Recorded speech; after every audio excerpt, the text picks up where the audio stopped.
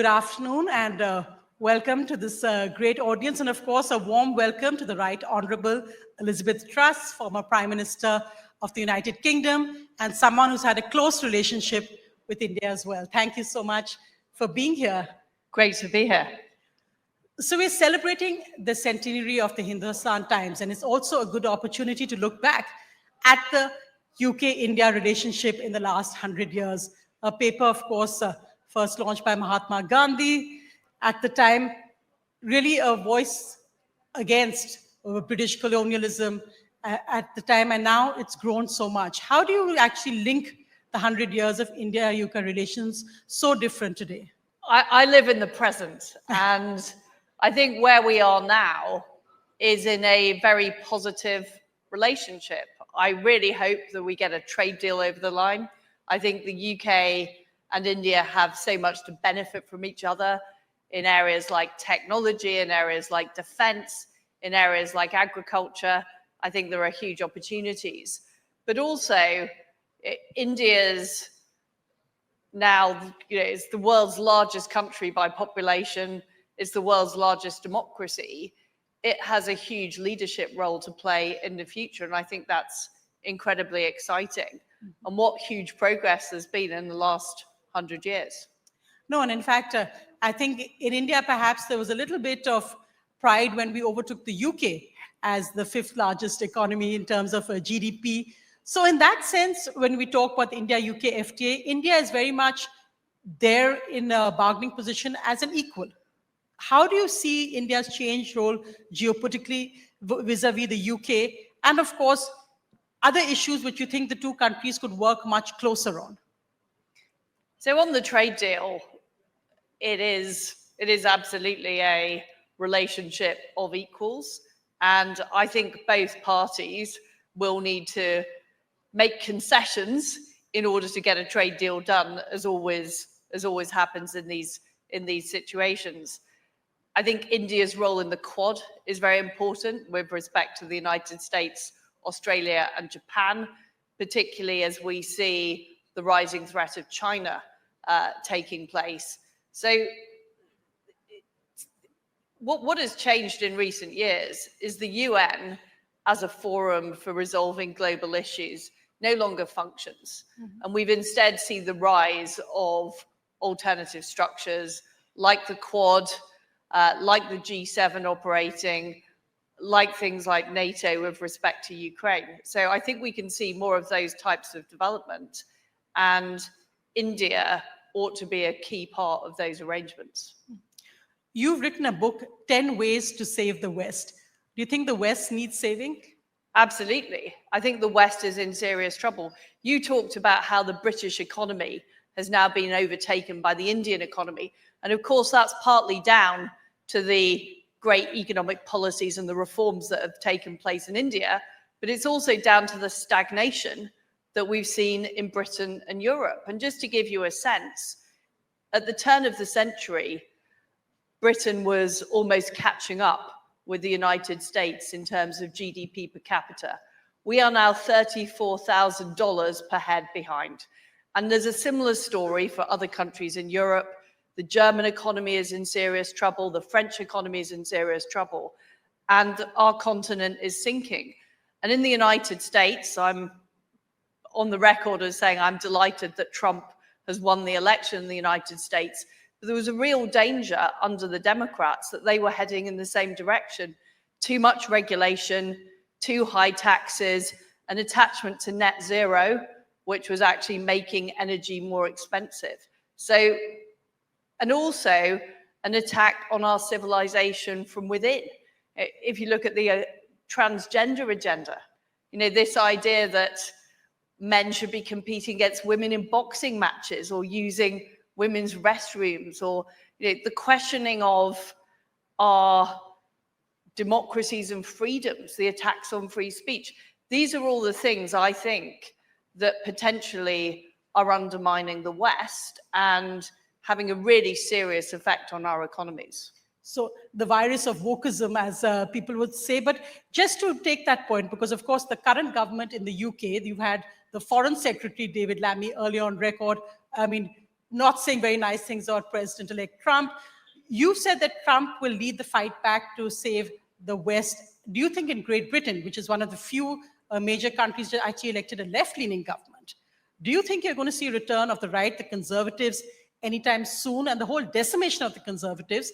I mean, the fact that you were prime minister as well, I mean, surely all of you hold responsibility. The series of prime ministers the Tories had. What has happened in Britain is, although we had a conservative government for 14 years, it didn't pursue policies that were conservative enough.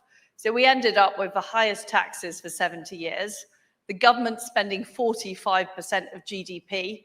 That is a record that East Germany would be proud of, and the highest energy costs in the developed world. So in the last year, we've seen the last plant producing steel from scratch closed down. We're seeing oil and gas refineries closing down, and our industry is not competitive. Britain has fallen to number 30 in terms of the tax competitive league tables. So what I would argue is that Tony Blair made big changes to the way the UK state and bureaucracy run. He outsourced a lot of power from Parliament to unelected bureaucrats. And frankly, we did not do enough in the last 14 years to turn that around, which has led to Britain's stagnation, which is why people voted against us, because they didn't feel any better off after 14 years of a Conservative government than they felt in 2010. So they rolled the dice and voted Labour. Now we've got a Labour government that are pursuing an even more extreme version of those policies, more taxes, more regulation, and more net zero. And this Labour government is already at record levels of unpopularity. So what the people of Britain actually want, and these are the people that voted Brexit in 2016, they voted for Boris in 2019, they want the same kind of revolution that Trump is delivering in America, which is actually taking on the left-wing establishment, giving more power to people, giving more opportunities to businesses, making it easier to run a successful enterprise in Britain.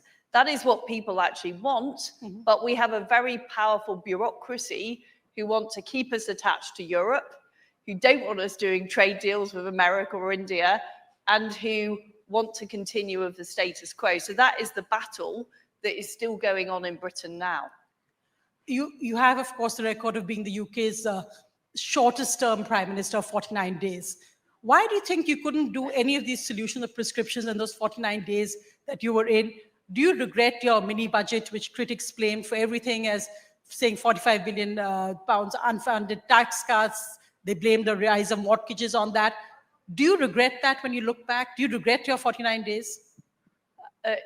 In short, no. I will explain why. So what happened during that period is I did try and change things. So I wanted to unleash supply side reforms on Britain, getting on with fracking to lower our energy costs, keeping corporation tax at 19% rather than raising it to 25%, making it easier for the self-employed duty-free shoppers, getting the British economy growing, but also holding government spending down. That was my plan. And what it came up against was massive resistance from the establishment in Britain, who were very attached to net zero, very attached to staying close to the EU, very attached to high spending and high taxes. And the cause of the market movements at the time, the chaos in the markets, the pound collapse, was actually, but it was the key cause was the Bank of England's failure to regulate pension funds properly, so-called LDIs, liability-driven investments. And it's not just me saying this. The Bank of England this year produced a report saying that 2/3 of the market movement back in 2022 were down to movements in LDIs and their failure to properly oversee it. And the Bank of England have a responsibility for financial stability. But the problem is that was not the narrative that the BBC or the left-wing media or indeed the Labour Party wanted to wanted to promote. So even though the Bank of England have admitted that the spike in the markets, which by the way, are not as big as the spike in the markets that we saw after Rachel Reeves' budget. So gilt yields are now higher under this Labour government than they were back in 2022. But what I faced was a massive backlash by the British establishment that didn't want things to change. So do I regret trying to do it? I could have just become Prime Minister, gone along with what the civil service wanted, gone along with what the Bank of England wanted, not pursued any of the policies that I had campaigned on in the leadership election, like fracking, which was very unpopular with Conservative MPs, or like cutting taxes. But what would have been the point of becoming Prime Minister? I wasn't in there to do nothing. I was in there because I wanted things to change. And what I have learned from the whole experience is you can't do it with just a few people in government, because the forces that we face are really quite significant. We need a much bigger conservative movement in Britain, a bit like the MAGA movement in America, but we also need more independent media to actually be able to get our message across. So that's what happened. And people talk about these unfunded tax cuts, but what has subsequently been proven is when you raise taxes, the revenues don't necessarily come in. So they're not, that is a left-wing view that these tax cuts are unfunded. I believe in the Laffer curve. I believe if you push taxes up too high, people will leave the country, they won't set up businesses, they won't go into work. And that's exactly what's happening in Britain now.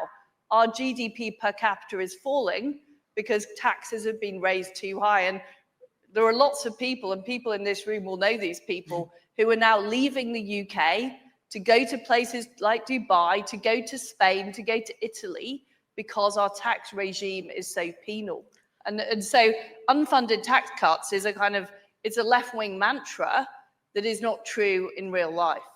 You referred to Conservative MPs, but the fact is that your successor, Rishi Sunak, now you beat him in a leadership election, but he came in after that. And you've written in your book about him that you felt that you lost your own parliamentary election because people didn't want to endorse Rishi Sunak as PM. So the knives are out within the Conservative Party as well.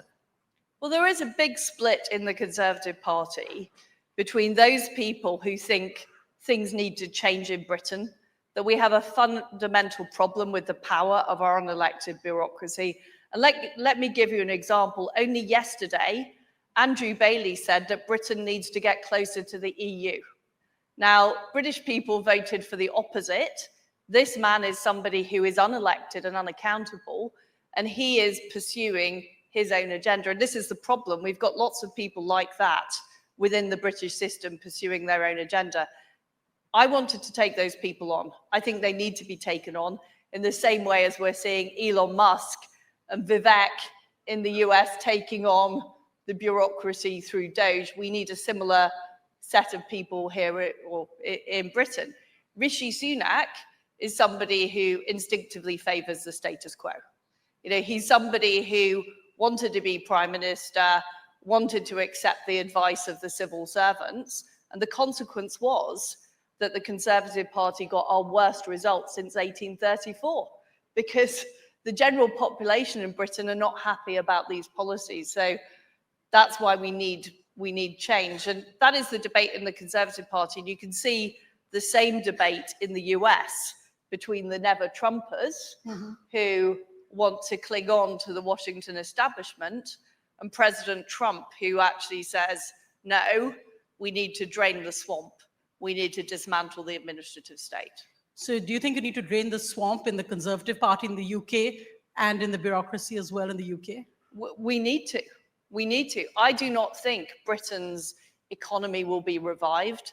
I don't think our national direction will be restored until we deal with our very powerful bureaucracy. And this is the conclusion that President Trump came to after his first term in office in 2016, because so much of what he was trying to do was thwarted by the permanent bureaucracy in DC, which is why he's now appointing people who are actually going to fight the bureaucracy. And I think that's the same lesson that we need to learn in Britain, is that you cannot really get the type of policies we want to see done. So what kind of policies am I talking about? I would love to see the UK completely dump EU regulation and do trade deals with countries like India, like the United States. I'd like to see us dump net zero and by all means pursue clean energy, but also use our oil and gas in Britain and build more nuclear. These are the types of policies that would actually turbocharge the British economy. They're not going to happen whilst we have the current bureaucracy in place. It's interesting because when you're looking at the West right now, we're seeing governments thrown out after one term. In India, we have the current government, the Prime Minister Modi, in for a third term. What do you see as the key differences? And also the fact that the democratic mandate in India, the legitimacy of India as then a global player in terms of negotiations, whether it is with the peace between Russia and Ukraine, because we're talking to both sides, something which the UK had very strongly opposed. Well, I think Prime Minister Modi is it's an incredible achievement to get elected in this current environment. Every other single incumbent government across the world has got booted out of office. You know, Australia, the United Kingdom, it's going to happen in Canada to Trudeau, it's happened in America to the Democrats. So it is a massive achievement to remain in office, and it is testament to the economic reforms that are taking place in India and the fact that people are feeling the country is going in the right direction. I think India has a huge role to play in the future of geopolitics as the world's largest democracy. I would like to hear more from India in the global debate. And I think with a Trump presidency, there is an opportunity to reshape how international relations work. I'm a veteran of UN General Assemblies. I find they don't really achieve very much, and we need a new way of moving forward, and I very much want India to be a key part in that. Because India has often talked about the double standards of the West in some ways. So whether it was in terms of India maintaining its relationship with Russia and the fact that India has pointed out that it actually benefited the West because you got cheaper oil once India had actually processed it. And also the fact that what's happening currently with Canada, and again, the double standards that India feels that when we are dealing with terrorists on foreign soil, there's a very different standard when it comes from, say, Five Eyes or the West, and when it's supposed to what India is asked to do. I do think there are double standards, absolutely, and I've written about this in my book. And the Foreign Office in Britain is guilty of dealing with different countries in different ways. I particularly talk about the US and Singapore. Every time I went to Singapore, there'd be a brief from the Foreign Office telling me that I should have a go at Singapore because they have the death penalty. And yet the death penalty exists in America. It is never in my brief from the Foreign Office to have a go at the Americans. And I said, I'm not going to go to Singapore and lecture Singapore on its domestic policies. And I also refuse to do that on India. And if you remember at the time, there was lots of push on climate change and India adopting net zero. I'm a net zero skeptic. I think it's been very damaging for the British economy. So I didn't want to go, and Britain is in no position to lecture India.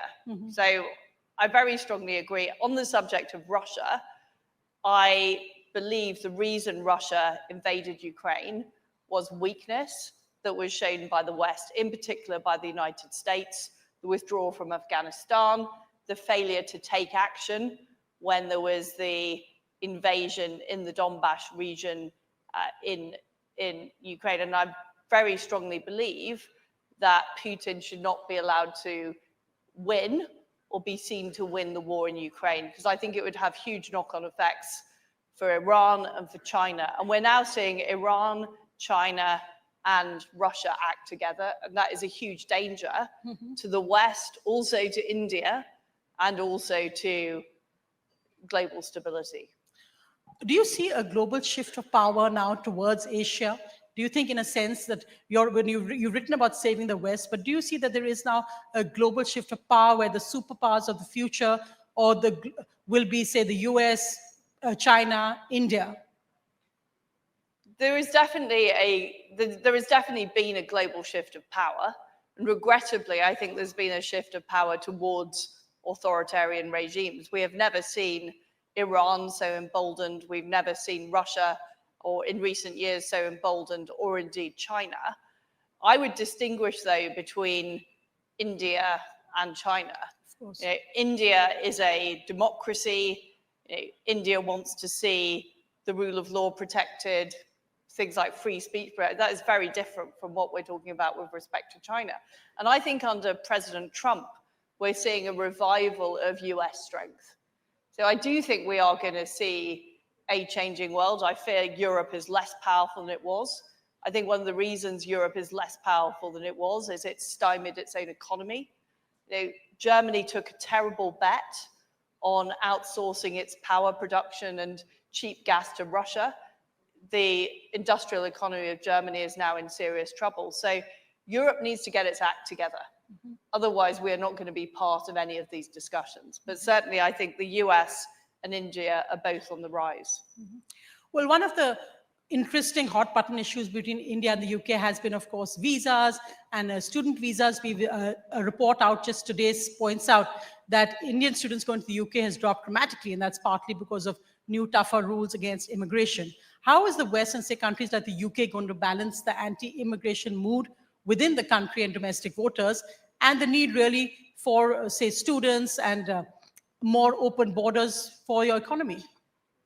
Well, we've got two big problems. One is illegal immigration, and this is because of Tony Blair's Human Rights Act. We cannot deport illegal immigrants, and we have a major issue with boats crossing the channel on a daily basis, us not being able to deport those people being put into asylum hotels, which is very worrying for local residents. It's pushing up the cost of housing in Britain. That is very different from legitimate immigration or indeed business travel with our friends and allies. So we need to sort out the Human Rights Act. We need to be able to deport illegal immigrants. But what I would also like to see is us take a different approach to different countries. And it should depend on whether we can trust those countries to return illegal immigrants, whether we can trust people, if people outstay their visas, to be sent home. And the problem we've got, and it is back to the British bureaucracy, is the Home Office want a one-size-fits-all policy that treats Nigeria the same as India, the same as Australia, the same as Japan, the same as the US. Those are all very, very different countries. And I think we should aim to develop bilateral relationships with countries we trust on the basis of transparency and making sure the rules are followed. Well, you've, of course, called Rishi Sunak a spreadsheet politician, but the fact that an Indian origin politician could become Prime Minister of Great Britain, the fact that Kemi Badenoch is now the first Black woman to head the Conservative Party, does represent a multicultural Britain, which many other countries perhaps would envy. But how do you think that's going to represent the future of Britain in the future? Well, I think it says something about the Conservative Party, that we don't believe in identity politics, that we don't care whether somebody is a woman or which ethnic background they're from. What we care is how well will somebody do at the job? Do we agree with their policies? Do we support them? So we have had numerous senior politicians who are women, men, ethnic minorities, and there has been no comment made about it because we are focused on the policies, whereas the Labour Party endlessly talk about identity politics and never, ever manage to achieve the diversity we've had in senior levels of office. So I believe in meritocracy, and the way, why is it that the US has, not succeeded in having senior.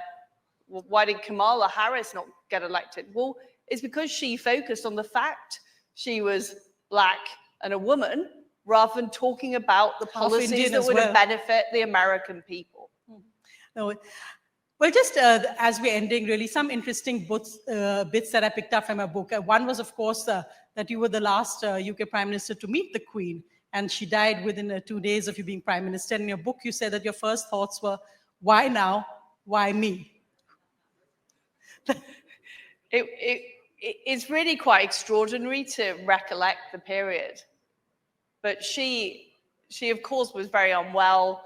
I went to see her at Balmoral because she was unable to come to Buckingham Palace, and she seemed in very good health. You know, she was very lively. We talked about all the issues of the day. She told me that I shouldn't rush things, which was maybe a bit of advice I didn't take as seriously as I should have done.